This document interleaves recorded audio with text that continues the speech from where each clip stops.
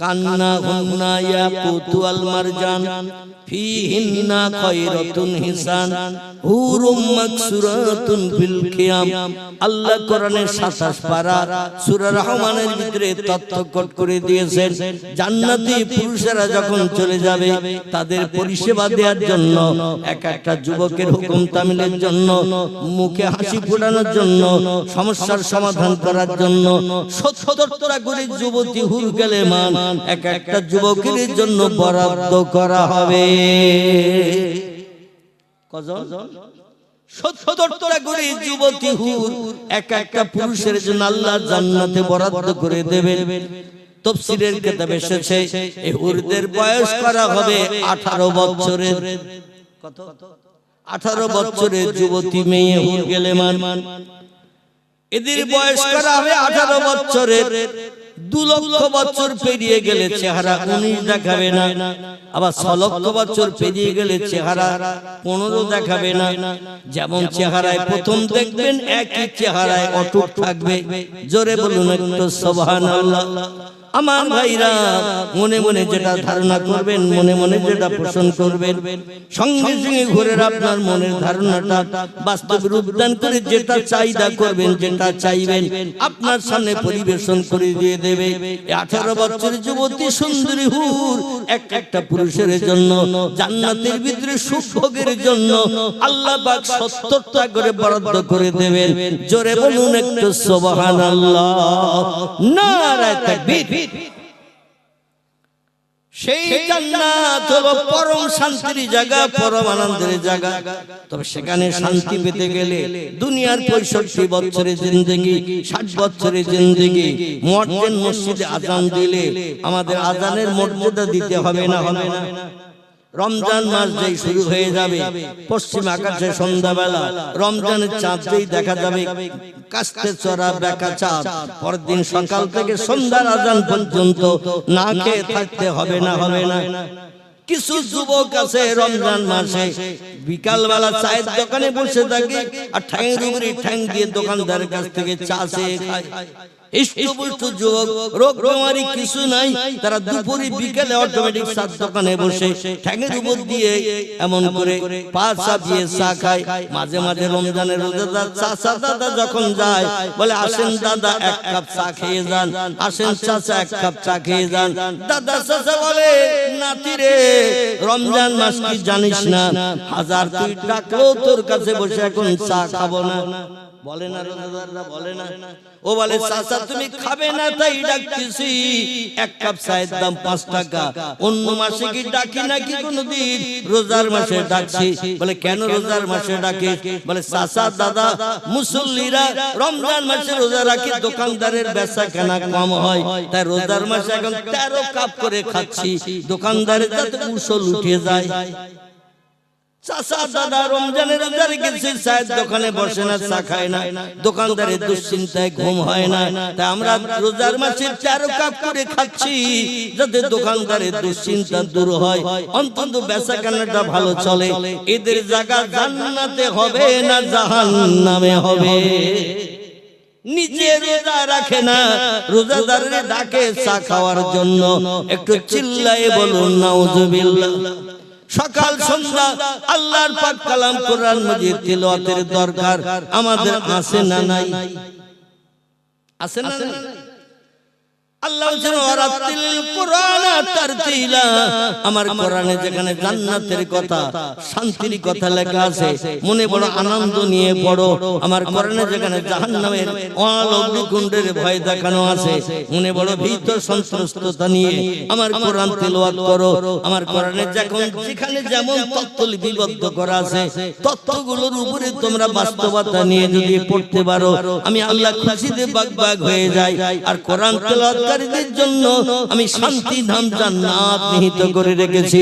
নাসাই শরীফের হাদিস, পয়গম্বর মুহাম্মদ রাসূলুল্লাহ জানাচ্ছেন, কোন একজন ব্যক্তি জান্নাতের ভিতরে যাবে তার আমল খুব কম, সারা জীবন মদ খায়নি, সুদের ব্যবসা করেনি, সিনেমা যাত্রায় যায়নি, অবৈধ মেয়েদের নিয়ে গার্ডেনে পিকনিক স্পটে, দীঘা সমুদ্র সৈকতে, মুকুটমণিপুরে বেড়াতে যায়নি, সাগর দ্বীপে যায়নি।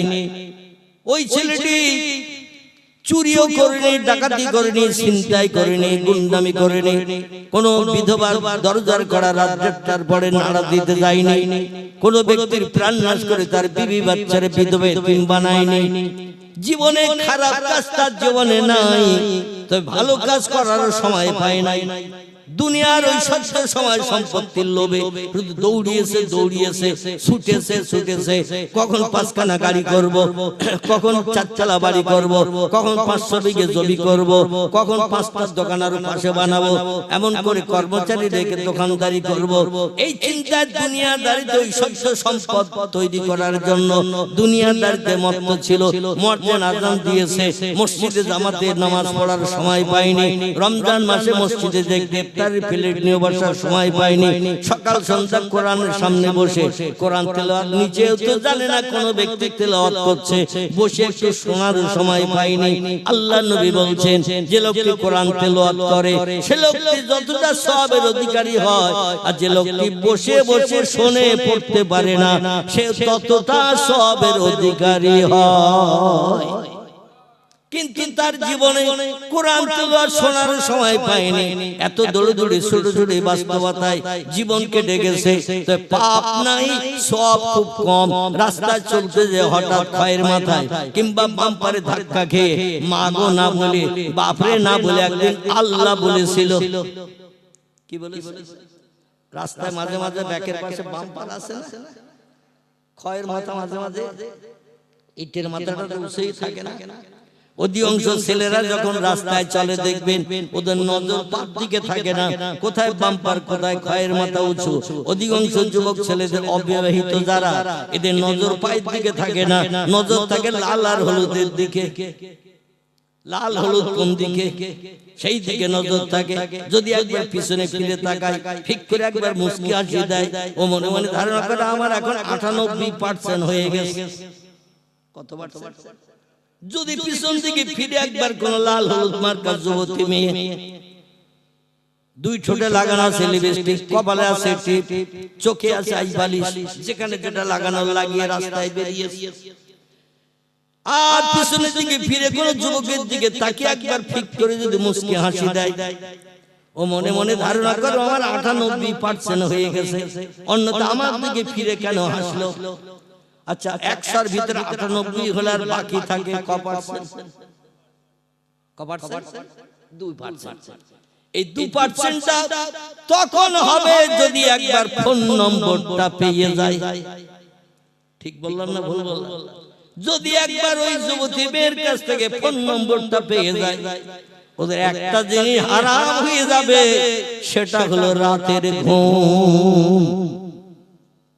কিসের ঘুম? রাতের ঘুম। আর পৌষ মাস আর মাঘ মাসের শীতে মৌসাকের মৌপোকার মতো প্রেম জমাট বাঁধে। এই পৌষ মাস আর মাঘ মাসের শীতে অবৈধ যুবক যুবতীদের প্রেম মহব্বত ভালোবাসা, অবৈধ প্রেম প্রীতি একেবারে মৌসাকের মৌপোকার মতো জমাট বেঁধে যায়। কারণ মেয়েরা রাতের বেলা যখন কম্বল মুড়ি দিয়ে শোয়, মা মনে করে ঘুমিয়ে পড়েছে, কিন্তু আসলে কেউ ঘুমোয়। ছেলেটা যদি রাতের বেলা 11টা-12টার সময় বন্ধুদের সঙ্গে আড্ডা মেরে ঘরে এসে এবার যদি কম্বল মুড়ি দিয়ে শোয়, বাপ মার একটু ফাঁকি দেওয়ার জন্য কম্বল মুড়ি দিয়ে যদি শোয়, কম্বলের ভিতরে মোবাইল চালু হয় না? চালু হয় না? সারা রাত কম্বলের ভিতরে অ্যাকশন চলে। বর্তমান প্রযুক্তি যুগের বিজ্ঞানীর একটি মেশিন বানিয়ে দিয়েছে, যার ইংরেজি নাম হলো মোবাইল মেশিন, আবার আরেকটি ইংরেজি নাম হলো টাচ মেশিন। কি মেশিন? একটু টাচ করলেই প্রথম বেরিয়ে পড়ে মনের মানুষ, একটু আঙুল ছোঁয়ালেই প্রথম বেরিয়ে পড়ে মোবাইলের ভিতরে মনের মানুষ, মানে যার সঙ্গে অবৈধ প্রেম প্রীতি ভালোবাসা তৈরি হচ্ছে। ইসলাম শরীয়তে আল্লাহ পাক নারীর জন্য পুরুষ বানিয়েছেন, পুরুষের জন্য নারী বানিয়েছেন। তবে ওই রকম পশুর মতো চরিত্র তৈরি করে নয়। আল্লাহ বলেন ফানকিহু, তোমরা নিকাহ করো, বিবাহ করো, মা তাবা লাকুম মিনান নিসা, যে মেয়েটা তোমার নজরে সয়েজ হবে, পছন্দ হবে, ভালো লাগবে, তাকে আগে বিবাহ বন্ধনে আবদ্ধ করে নাও, বিয়ে করো, তারপরে তারে নিয়ে যেখানে ইচ্ছা সেখানে চলে যাও, যেখানে ইচ্ছা সেখানে ফুসকা খাওয়াও, তুমি যেখানে ইচ্ছা সেখানে বাদাম খাওয়াও, পেজি খাওয়া, ফুলি খাওয়া, লজেস খাওয়া, যা খাওয়া খাওয়াবে, এতে শরীয়তে তোমার জন্য সওয়াবে গণ্য হবে। জোরে বলুন একটু সুবহানাল্লাহ। কিন্তু বিবাহের আগে যদি কোনো অবৈধ মেয়ে তাকে যদি কোনো পাপড় ভাজা দাও, যদি কোনো ফুসকা দাও, যদি কোনো খাবার দিয়ে তারে অবৈধ প্রেম প্রীতি ভালোবাসা তৈরি আরো বেশি গাঢ়তর করতে চাও, তোমার হাতের জেনা হবে। জেনা শুধু গুপ্তাঙ্গের হয় না, শরীয়তের ফতোয়ার কিতাব নাম হলো তার হেদায়াত, শরীয়তের ফতোয়ার কিতাব নাম তার ফতোয়া দুররে মুহতার, শরীয়তের ফতোয়ার কিতাব নাম তার ফতোয়া কাজী খান, শরীয়তের ফতোয়ার কিতাব নাম তার ফতোয়া মহিদ, শরীয়তের ফতোয়ার কিতাব নাম তার ফতোয়া জামে সগীর, শরীয়তের ফতোয়ার কিতাব নাম তার ফতোয়া আলমগীর, শরীয়তের ফতোয়ার কিতাব নাম তার ফতোয়া মারাকিউল ফালাহ। বিখ্যাত ফতোয়ার কিতাবে লেখকের একমত হয়ে লিখেছেন শুধু গুপ্তাঙ্গের জেনা হয় না, জেনা চোখেরও হয়, ঠোঁটেরও হয়, হাতেরও হয়, পায়েরও হয়। জেনা শুধু গুপ্তাঙ্গের হয় না, ব্যভিচার করলে শুধু জেনা হয় না, জেনা চোখেরও হয়, ঠোঁটেরও হয়, হাতেরও হয়, পায়েরও হয়। কারণ চোখ দিয়ে অবৈধ মেয়ের দিকে যদি একবারের জায়গায় দুবার তিনবার তাকাও, চোখের জেনা হলো। ঠোঁট দিয়ে মোবাইলে অবৈধ মেয়ের সঙ্গে যদি রাতভর কথা বলো, তোমার জবান ঠোঁটের জিভের জেনা হলো। হাত দিয়ে যদি কোনো খাবার অবৈধ মেয়ের হাতে, বিবাহিত স্ত্রী না, তোমার নিজের আপন বোন না, তোমার নিজের আপন মা না, তোমার নিজের কন্যা না, এছাড়া অন্য কোন মেয়ে যদি হয়, তাদের হাতে খাবার তুলে দিলে তোমার হাতের জেনা হবে।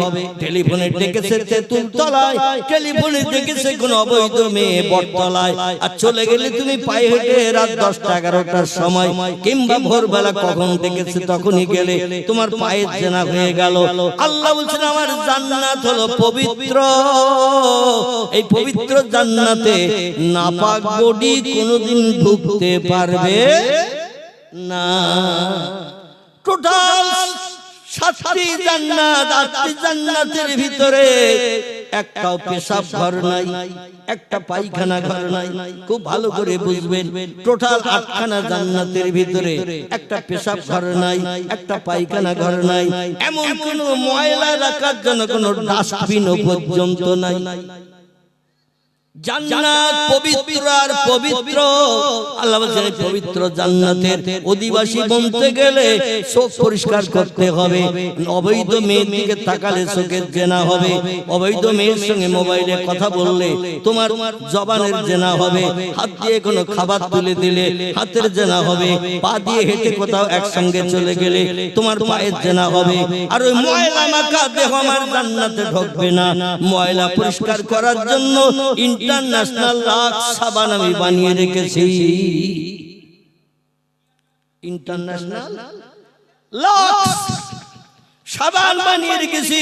তোমাদের জামা কাপড়ে ময়লা লাগলে যেমন তোমরা সার্ফ দাও, সাবান দাও, দিয়ে ময়লা পরিষ্কার করো, আমার জান্নাতের বাসিন্দা যদি বনতে চাও তোমাদের দেহের ময়লা পরিষ্কার করে আসতে হবে।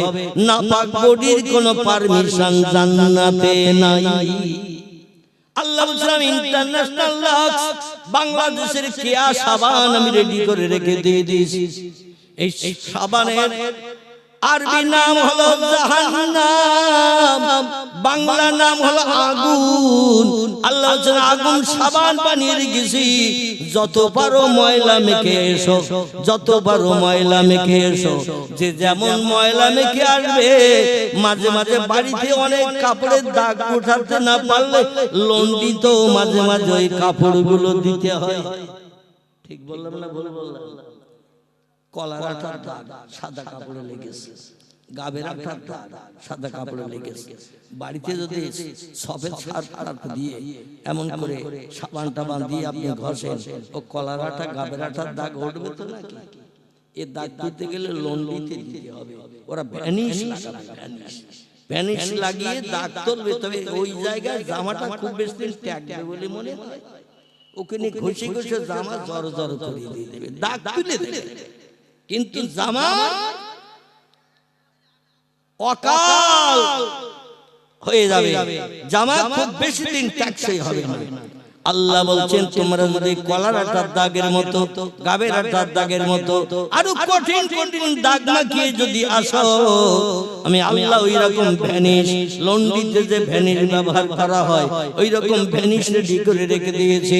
সে ভ্যানিশের নাম হলো কালো আগুন। কি আগুন? 3000 বছর ধরে জ্বালিয়ে জ্বালিয়ে আগুনকে কড়া বানিয়ে আল্লাহ পাক আগুন বানিয়ে রেখেছেন কালো আসওয়াদ। আরবি শব্দ আসওয়াদুন মানে হলো ঘোর কৃষ্ণ কালো। দুইজন অপরাধী জাহান্নামে পাশাপাশি জ্বলবে, কেউ কারো দেখতে পাবে না, শুধু চিল্লানো আওয়াজ শুনতে পাবে, বাপরে গেছি, মারে গেছি, বাঁচাও বাঁচাও বাঁচাও, এইভাবে চিল্লাতে থাকবে আগুনের ভিতরে, কিন্তু কেউ কারো দেখতে পাবে না। কি কষ্ট বোধ করছে। এই রকম কালো আগুন আল্লাহ বানিয়ে রেখে দিয়েছেন। আল্লাহ কোরআনে সূরা বাকারায় বলছেন, কুল্লামা নুদিজাত জুলুদুহুম বাদদালনাহুম জুলুদান গায়রাহা লিয়াযুকুল আযাব। জোরে বলুন একটু আল্লাহু আকবার।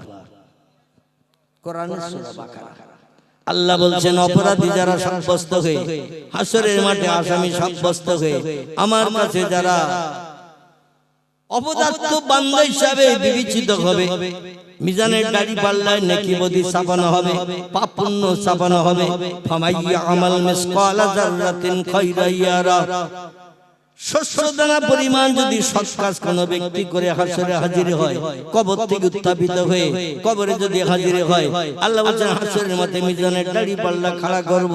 দুনিয়ায় যেমন মাল মাপি দেখবেন দাড়ি পাল্লার দুই দিকে দুটো পাল্লা থাকে না, একদিকে বাটখারা আরেক দিকে মাল ছাপানো হয়।